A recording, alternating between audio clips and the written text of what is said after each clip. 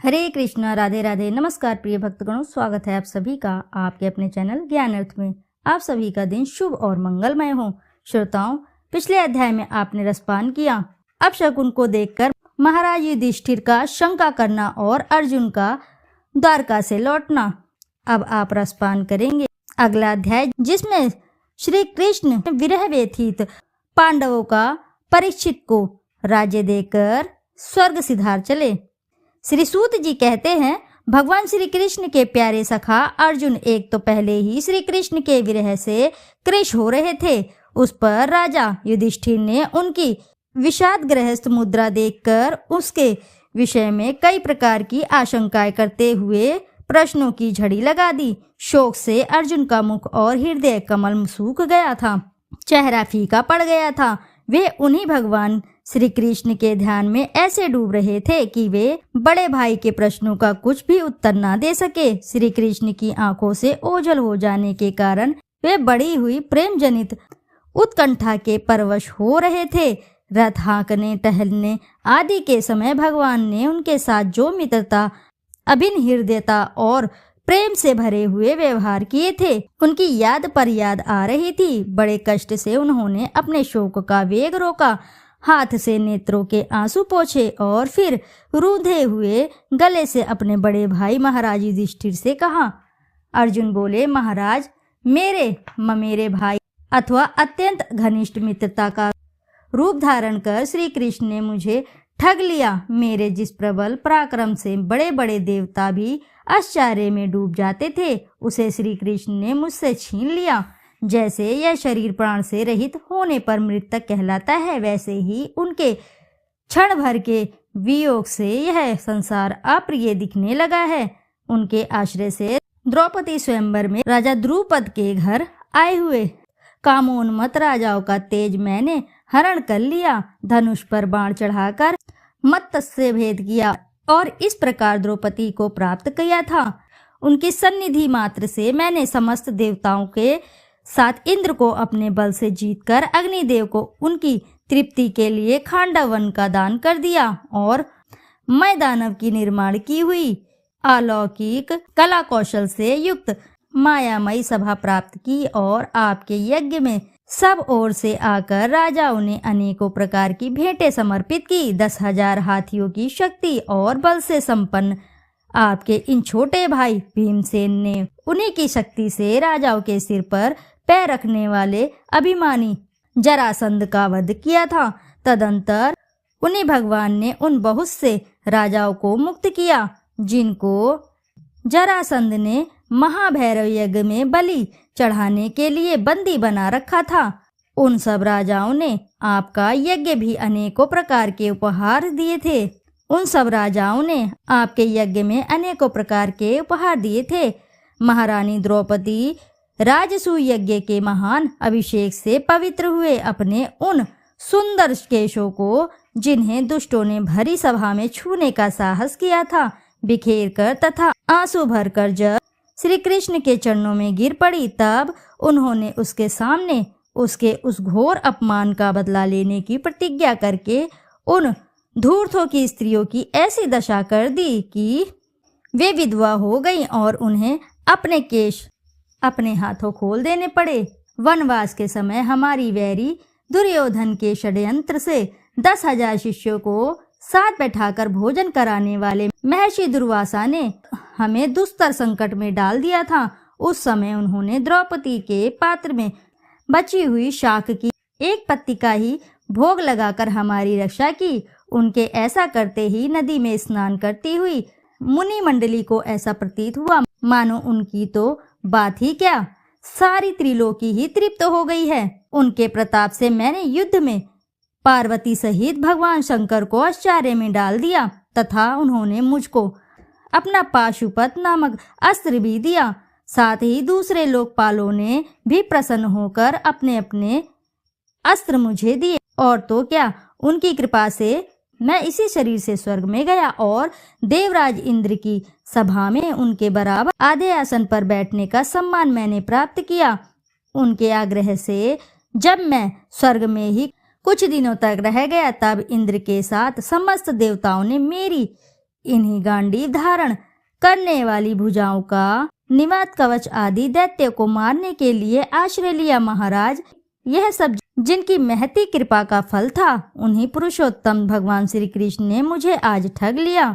महाराज, कौरवों की सेना भीष्म, द्रोण आदि अजय महामत्स्यों से पूर्ण अपार समुद्र के समान दुस्तर थी, परंतु उनका आश्रय ग्रहण करके अकेले ही रथ पर सवार हो मैंने उसे पार कर गया। उन्हीं की सहायता से आपको याद होगा, मैंने शत्रुओं से राजा विराट का सारा गोधन तो वापस ले ही लिया, साथ ही उनके सिरों पर से चमकते हुए माणिमय मुकुट तथा अंगों के अलंकार तक छीन लिए थे।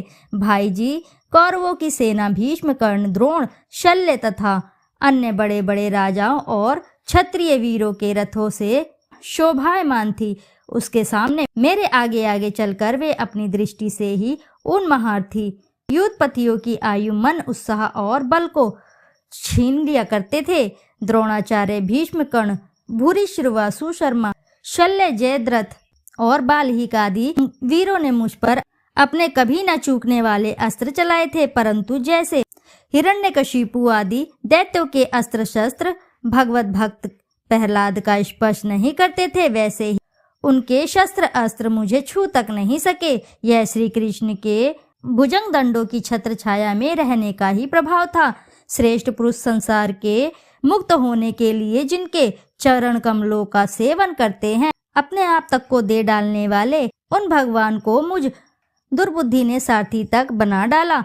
आहा, जिस समय मेरे घोड़े थक गए थे और मैं रथ से उतरकर पृथ्वी पर खड़ा था, उस समय बड़े बड़े महारथी शत्रु भी मुझ पर प्रहार न कर सके, क्योंकि श्री कृष्ण के प्रभाव से उनकी बुद्धि मारी गई थी।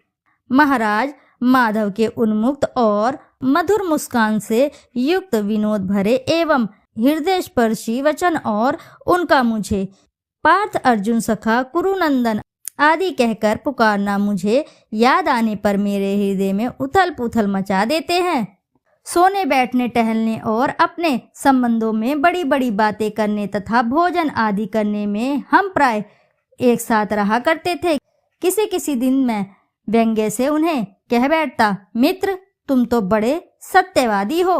उस समय भी वे महापुरुष अपनी महान अनुभवता के कारण जैसे मित्र अपने मित्र और पिता अपने पुत्र अपराध सह लेता है, उसी प्रकार मुझ दुर्बुद्धि के अपराधों को सह लिया करते थे। महाराज, जो मेरे सखा प्रिय मित्र नहीं मेरे हृदय ही थे, उन्हें पुरुषोत्तम भगवान से मैं रहित हो गया हूँ। भगवान की पत्नियों को द्वारका से अपने साथ ला रहा था, परंतु मार्ग में दुष्ट गोपों ने मुझे एक अबला की भांति हरा दिया और मैं उनकी रक्षा नहीं कर सका। वहीं मेरा गांडीव धनुष है, वे ही बाण है, वही रथ है, वही घोड़े हैं और वही मैं रथी अर्जुन हूँ, जिसके सामने बड़े बड़े राजलोग सिर झुकाया करते थे। श्री कृष्ण के बिना ये सब एक ही क्षण में नहीं के समान सार शून्य हो गए।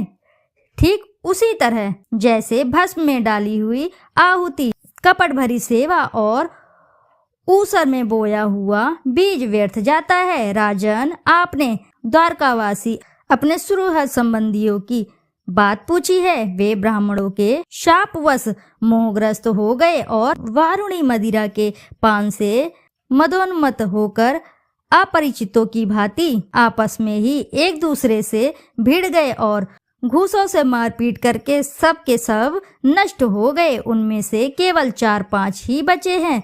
वास्तव में यह सर्वशक्तिमान भगवान की ही लीला है कि संसार के प्राणी परस्पर एक दूसरे का लालन पोषण भी करते हैं और एक दूसरे को मार भी डालते हैं। राजन, जिस प्रकार जलचरों में बड़े बड़े जंतु छोटे को बलवान, दुर्बलों को एवं बड़े और बलवान भी परस्पर एक दूसरे को खा जाते हैं, उसी प्रकार अतिशय बली और बड़े यदुवंशियों के द्वारा भगवान ने दूसरे राजाओं का संहार कराया। तत्पश्चात यदुवंशियों के द्वारा एक से दूसरे यदुवंशियों का नाश करा के पूर्ण रूप से पृथ्वी का भार उतार दिया। भगवान श्री कृष्ण ने मुझे जो शिक्षाएं दी थी, वे देश, काल और प्रयोजन के अनुरूप तथा हृदय के ताप को शांत करने वाली थी। स्मरण आते ही वे हमारे चित्त का हरण कर लेती है। सूत जी कहते हैं, इस प्रकार प्रगाढ़ प्रेम से भगवान श्री कृष्ण के चरण कमलों का चिंतन करते करते अर्जुन की चित्तवृत्ति अत्यंत निर्मल और प्रशांत हो गई। उनकी प्रेममयी भक्ति भगवान श्री कृष्ण के चरण कमलों के अहर्निश चिंतन से अत्यंत बढ़ गई। भक्ति के वेग ने उनके हृदय को मत कर उसमें से सारे विकारों को बाहर निकाल दिया।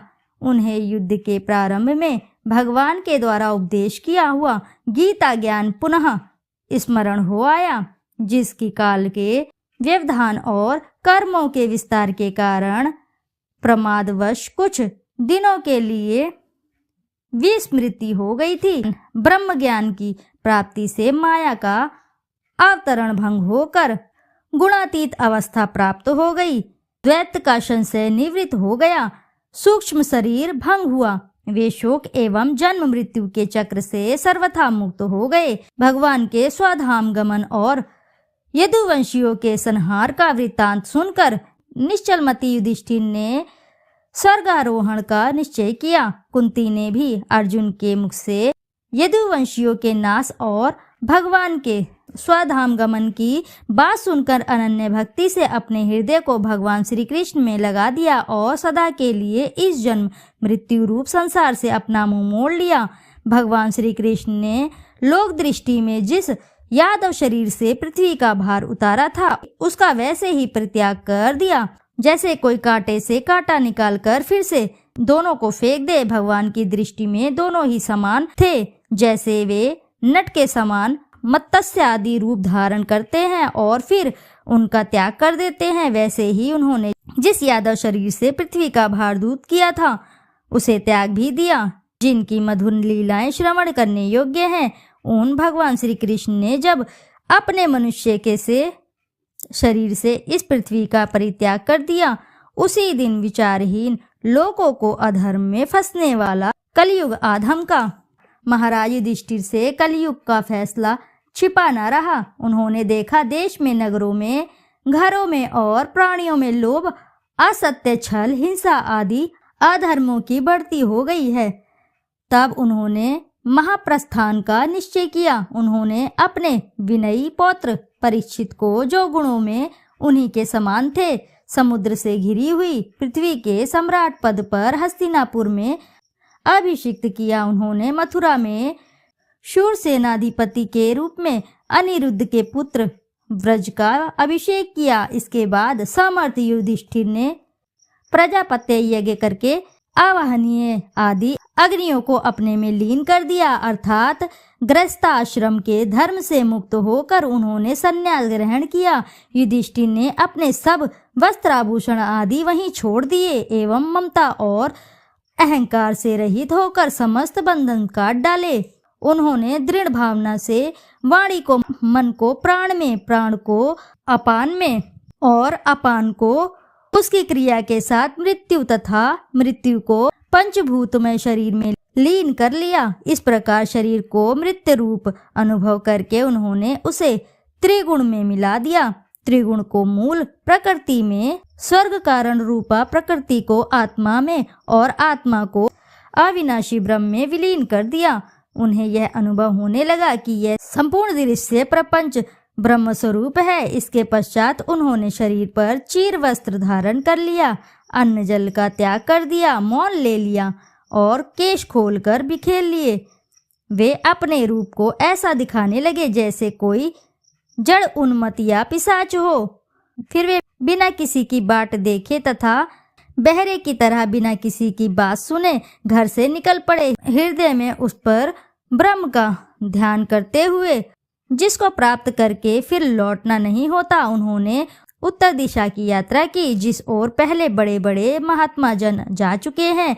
भीमसेन, अर्जुन आदि युधिष्ठिर के छोटे भाइयों ने भी देखा कि अब पृथ्वी में सभी लोगों को अधर्म के सहायक कलयुग ने प्रभावित कर डाला है। इसलिए वे भी श्री कृष्ण की चरणों की प्राप्ति का दृढ़ निश्चय करके अपने बड़े भाई के पीछे पीछे चल पड़े।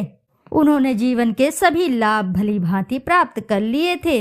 इसलिए यह निश्चय करके कि भगवान श्री कृष्ण के चरण कमल ही हमारे परम पुरुषार्थ हैं, उन्होंने उन्हें हृदय में धारण किया। पांडवों के हृदय में भगवान श्री कृष्ण के चरण कमलों के ध्यान से भक्ति भाव उमड़ आया। उनकी बुद्धि सर्वथा शुद्ध होकर भगवान श्री कृष्ण के उस सर्वोत्कृष्ट स्वरूप में अनन्य भाव से स्थिर हो गई, जिसमें निष्पाप पुरुष ही स्थिर हो पाते हैं। फलतः उन्होंने अपने विशुद्ध अंतःकरण से स्वयं ही वह गति प्राप्त की जो विषयासक्त दुष्ट मनुष्य को कभी प्राप्त नहीं हो सकती।